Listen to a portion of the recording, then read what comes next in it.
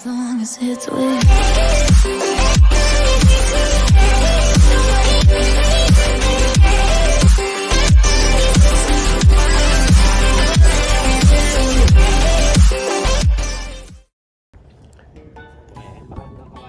Isang magandang araw na naman po sa ating mga viewers. Nandito na naman po tayo sa panibagong episode ng Popi Mac TV Property and Lot Vlogs upang silipin po ang isang mango farm dito po sa bayan po ng Moncada, Tarlac. So ang layo po natin sa Diplex, through Carmen exit, siguro 15 minutes drive, at ganoon din po sa Anao exit, no? Yun po yung distansya natin. Sa town proper naman po siguro mga 10 minutes drive. Ito po ay yung diretso na po ito ng town proper ng Moncada. Siguro mga 5 minutes to 10 minutes drive lamang po ang layo natin dun sa kabayanan o dun sa municipal hall ng Moncada, Tarlac. So ang ibablog po natin today is mango farm na mayroong sukat ng mahigit 3 hektarya.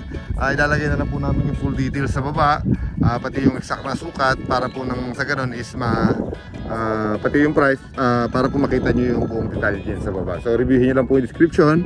Diyan nyo rin po makikita kung available pa yung mga listing namin. Pag po may nakalagay na not available, ibig sabihin sold na po yun, o either nagbago na isip ng may-ari. Nangyayari po kasi talaga yan. So ito na po yung property, no? Ito po ay along irrigation road. Tapos ang frontage niya is itong mismong irrigation canal. Pero meron naman po doon mamaya na tulay na papasok dun sa property. So mamaya po sisilip tayo sa loob para makita natin ano ba yung itsura ng mga mangga. Pero ito po yan dito sa view na ito, no? Andito ako sa frontage niya. Ito po yun. So ang frontage niya ito, siguro po sa tansya ko mga 30 to 40 meters frontage siya along irrigation road, no? So kung magkakamali man ako, i-edit na lang namin itong video kasi yung title ipa-plug din namin to para makita natin kung sabi ko sa'yo, wait lang po, nakita na namin sa aerial, no? Magkatabi, di ba? Ayun, oh. So ang frontage po nito, kung di ako nagkakamali, is mga 70 na. Kung isasama po itong isang pinitak na ito. Ayan. Yan po yun. Or baka dito pa. Basta i-aerial na lang po namin para po makita nyo. So piling ko ito yung bomba na yan. Pag ganun, dumiretso. Tapos hanggang doon sa manggahan. So kahit po saan dito banda kayo gusto magpagawa ng tulay, i-request lang po natin sa NIA. Pwede naman po kayong pagawa dyan para po magkaroon kayo ng sariling daan. Although meron naman po doon. Tapos ang line of kuryente dito medyo malayo-layo pero meron. Siguro sa tansya ko mga 500 meters yung bahay na yun, no? Mga bahay na po yan Ayun, ang lalaki ng bahay. Mga 500 meters po kasi meron isang bahay dito, ayun. Tinutuntong ko yung kuryente niya kung saan nagagaling. So parang nagagaling doon sa mga kabahayan. Sabihin mga 500 meters yung power line.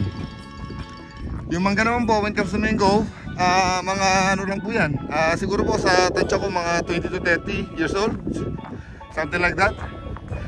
Pero mga ano po yan, mahigit 200 na mangga. Ito pala yung control na sinasabi ko. Kasya naman po ang 4 wheels. Ayan. So ayan, pasok po ang 4 wheels dito. So kung tutuntunin natin itong manggahan, so ito po yung diretsuhan niya. So tapos ayan yung mangga niya, 200 mahigit pirasong mangga po yan na ganyan. So parang nakaayos lang po yung mangga. 3 hilera nakikita ko rito. Hindi ko na po daratingin yung dulo. Pero at least po nakita nyo itong Yan po, kasama namin si John Michael De Festa. Shout out. Ayan, shout out. Kagrupo din po namin yan. So maganda po rin sa loob. Ayan, tingnan nyo, napaka-productive po ng mangga nito. Kaya lang po sa ngayon is hindi panahon ng manggahan. So hindi po siya namumunga dahil hindi nga panahon ng mangga. Sa kabata po mga mangga nito, ayan, napakaganda ng linya, nakaguhit talaga siya. 3 linya, tapos sa kabila yata umil yata, ay umes, parang nag letter S siya. So yun yung sabi nung kasama ko sa area. So ayun, at least nakapagpasilito naman po kami ng isang farmland dito po sa bayan ng Moncada. Sana po sa mga hindi pa nakakapag-subscribe, mag-subscribe na po kayo, i-hit yung po notification bell para po lagi kayo updated sa mga listing. Yun lamang po, until my next vlog, hope to see you soon. Paalam.